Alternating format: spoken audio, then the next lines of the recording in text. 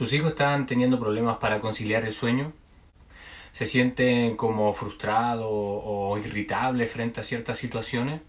¿Se sienten intranquilos y corren, saltan y por más que lo hagan no pueden calmarse? Puede que esto y muchas otras cosas sean señales de la ansiedad. Por eso en este video vamos a mostrar un poco qué es la ansiedad, cuáles son los síntomas, las causas y cómo poder resolver esta situación.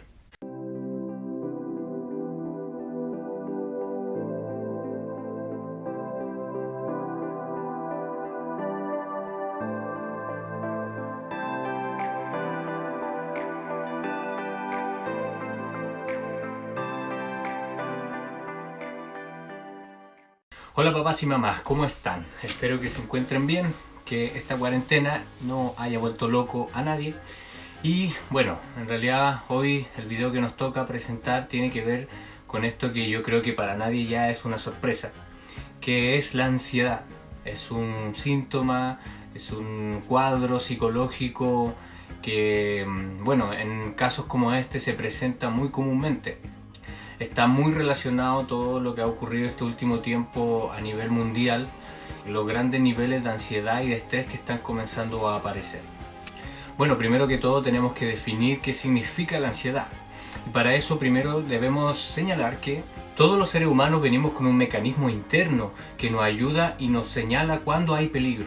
Este mecanismo interno nos sirve para identificar cuando nosotros tenemos que tomar ciertas acciones ante el peligro. Por ejemplo, salir corriendo cuando vemos que algo se aproxima. O sacar el dedo, por ejemplo, cuando tocamos algo que está caliente. Este mecanismo es sumamente importante para la protección, para el autocuidado y todo lo que eso significa.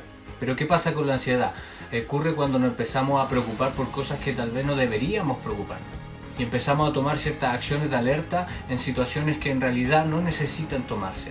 Por eso es súper importante mantener un control mental sobre todo lo que nos está ocurriendo. Los psicólogos dicen que hay una lucha interna en nosotros. En ese sentido tenemos dos vertientes, o dos relojes, por así decirlo. El reloj externo que nos dice cómo funciona la vida y el reloj interno que nos dice cómo tenemos que manejarnos en la vida. Cuando la ansiedad se presenta, ese reloj interno va muy acelerado. Es decir, nosotros podemos estar viviendo hoy día lunes, pero estar pensando en el miércoles. O podríamos estar comiendo ahora nuestro almuerzo, pero estar pensando qué va a ocurrir después cuando salgamos al trabajo. Entonces esta batalla siempre va a estar presente. Es importante poder identificar cuándo estamos saliéndonos del control de lo que está ocurriendo en el momento y cuándo realmente tenemos que empezar a preocuparnos. Resumiendo, la ansiedad tiene que ver con un estado de alerta continuo en la persona. Es una sensación de intranquilidad que la persona no puede dejar de tener. En casos más graves puede presentarse como un pánico excesivo frente a las situaciones que pueda vivir. Por eso, si no es controlable a tiempo, puede causar grandes efectos secundarios. En estos tiempos, aspectos como la ansiedad, el estrés, la angustia o la depresión son enfermedades que pueden afectar todo nuestro diario vivir. Por eso a continuación vamos a ver las causas de este cuadro. La ansiedad tiene múltiples factores. Pueden ser causas orgánicas, hereditarias también, o puede ser también por la estructura de personalidad que tenga la persona. Para entender un poco la causa de la ansiedad vamos a presentar un cuadro. Aquí podemos ver que hay tres aspectos que funcionan frente al cuadro de la ansiedad. En primer lugar podemos ver que existe el aspecto del suceso o la experiencia que nosotros podamos tener. Por ejemplo, un dolor de cabeza o un dolor de espalda, tener alguna experiencia con algún suceso traumático. Eso tiene que ver con lo objetivo y lo concreto que nos pueda ocurrir. En segundo lugar podemos ver el pensamiento o los pensamientos irracionales que pueden nacer de nosotros. Hay algunos psicólogos, y me gusta este término, que es el del pensamiento supositorio. Este concepto hace referencia a que a veces nosotros podemos suponer más de la cuenta. Por ejemplo, cuando decimos, ¿y si me pasara esto? ¿Y si me pasara lo otro?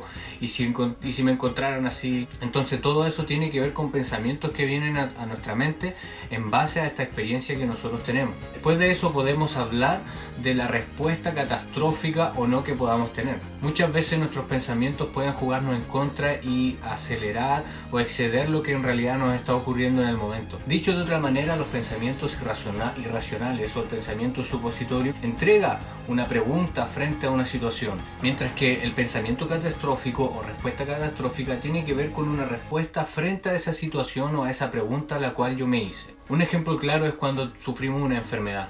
Por ejemplo, yo puedo tener un dolor de cabeza por algún resfriado, pero mis pensamientos pueden decir: ¿y qué pasaría si tengo un tumor en el cerebro? ¿Y qué pasaría si me da un derrame cerebral y muero? Y la respuesta catastrófica sería: sí, lo más probable es que tenga un cáncer y me vaya a morir. Y después de eso nadie va a estar conmigo en mi funeral y me voy a estar solo y me voy a morir solo. El problema de esto es que esto también genera más preguntas frente a lo que está ocurriendo. Entonces al final es como un círculo vicioso en donde nosotros nos hacemos preguntas catastróficas y terminamos haciendo respuestas catastróficas. Y de tal vez de algo que era muy pequeño termina siendo algo muy grande y terminamos obviamente poniéndonos más ansiosos y enfermos. ¿Y cómo actúa el cuerpo o cómo responde la persona frente a esto? Acelerando los ritmos. Por ejemplo, usted puede ver que una persona tiene cierta ansiedad cuando come muy rápido o cuando tú lo ves trabajando y todo lo hace acelerado. Es una forma de calmar nuestro cerebro frente a las diferentes demandas que existen a nuestro alrededor y a poder tener un ritmo de vida, ¿cierto?, que se acomode a nuestra forma de pensar. Dicho esto, es importante ir reconociendo mis pensamientos. ¿Qué pensamiento estoy teniendo durante el día? ¿Cuántos de esos pensamientos son realmente racionales? ¿Y cuántos de esos pensamientos están ocurriendo en la realidad? Porque muchas veces podemos pensar cosas que todavía no han ocurrido. Hay una frase que dice que la ansiedad tiene que ver con el exceso de futuro, el pensar demasiado, el anticiparse demasiado a las cosas, y eso finalmente termina desgastando a la persona. Ahora bien, ¿cuáles son los síntomas que se pueden presentar en la ansiedad? Bueno, existe una diversidad de síntomas que se presentan y varían dependiendo de cada persona y el nivel de ansiedad que pueda tener la persona. Pueden ser palpitaciones rápidas o una frecuencia cardíaca alta. Pueden también ser sensación de ahogo o falta de respiración, opresión en el pecho, miedo excesivo o pánico excesivo, literalmente sentir miedo a que se va a morir. Sudoración en las manos, en los pies de manera excesiva, temblores en todo el cuerpo, dolor en la mandíbula, náuseas, en algunos casos vómitos también, dolores estomacales, sensación de volverse loco, como si estuviéramos en una pesadilla o en un sueño, entumecimiento de las extremidades, como si estuvieran dormidas, y por último ganas de oprimir o apretar muchas las cosas. En algunos casos puede sentirse confundida la persona y sentir como que no sabe responder frente a ciertas situaciones. E incluso se le pueden olvidar muchas cosas que estaban haciendo en el momento. Por eso, si estás presentando alguno de estos síntomas por muchos meses o semanas, es posible que puedas tener algún cuadro de ansiedad. Obviamente, que tengamos ciertos pensamientos en nuestra cabeza no quiere decir que nosotros suframos de estos trastornos.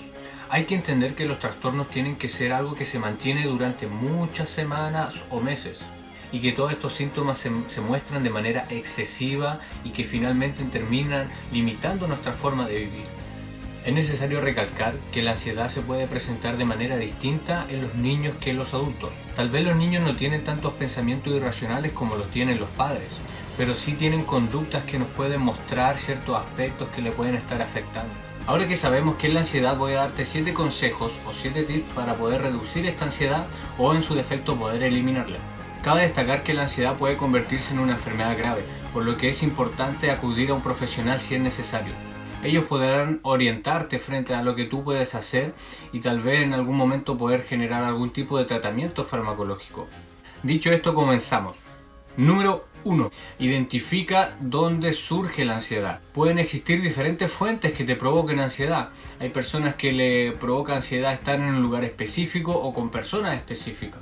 Una manera de poder identificarlo es escribiendo cuando nos hemos sentido mal. Por ejemplo, si empezamos a sentir algún síntoma, lo mejor sería que esa persona pudiera escribirlo. En el caso de que sea tu hijo o hija, pídele que dibuje y que te muestre qué es lo que estaba pasando por su cabeza en ese momento. Esto ayuda porque simplemente el escribir es más lento que el pensar. Entonces podremos tomar un tiempo específico para poder escribir lo que nos está pasando. También graficar claramente lo que a nosotros nos puede estar ocurriendo en nuestro interior. Número 2. Planifica lo que vas a hacer durante el día. Es importante saber en qué tiempo y en qué momento vas a realizar tal actividad. Es importante tener un orden de todo lo que vamos haciendo y todo lo que vamos a hacer durante el día. A veces la incertidumbre puede provocar mucha ansiedad, por lo que es importante poder planificarse de antemano para que estas cosas no ocurran. Número 3. Pon límites. Los límites son sumamente importantes al momento de la crianza. Sabemos que nuestros hijos son el reflejo de lo que nosotros hacemos.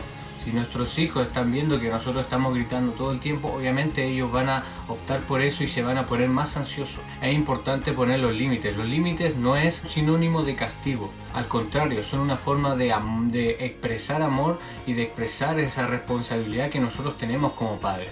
También es importante poner bien los límites. Tienen que ser justos y coherentes a lo que la persona, o en este caso nuestros hijos, están viviendo. Y obviamente tiene que ser algo que se cumpla de manera objetiva, que esté coordinado entre la madre y el padre. Cuarto, realiza ejercicio de respiración. Es importante muchas veces tomarse un tiempo para pensar mejor las cosas y poder respirar. Hay diferentes ejercicios diafragmáticos. Puedes, por ejemplo, inhalar 6 segundos, mantener después 6 segundos y exhalar 6 segundos. Por eso es importante identificar cuándo nos pueden ocurrir estas crisis de ansiedad. Para estar cada cierto tiempo realizando estos tipos de ejercicios, puede ser durante la mañana, en algún periodo de la tarde o incluso en la noche. 5. Enfócate en el presente. Habíamos dicho al principio que la ansiedad tiene que ver con un exceso de futuro. Por eso es importante siempre mantener nuestra mente enfocada en lo que estamos haciendo. Mantén tu mente ocupada en algo y enfócate 100% en lo que estás haciendo.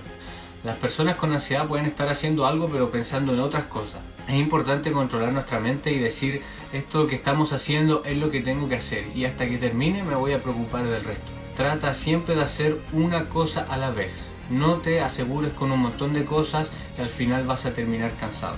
El que mucho abarca, poco aprieta. 6. Realiza algún deporte o en su defecto algún pasatiempo que te enfoque en algo. Hay diferentes estudios que dicen que el deporte sirve para bajar la ansiedad, además de que libera dopamina, te permite enfocarte en algo en específico y obviamente gasta mucha energía. Tal vez en esta cuarentena no tengas la posibilidad de salir a correr o ir al gimnasio, pero puedes realizar rutinas en tu casa que te puedan gastar bastante energía. Nunca hay excusas para poder mantenerse activo. 7. Bueno, y por último, tener fe frente a las situaciones que están ocurriendo.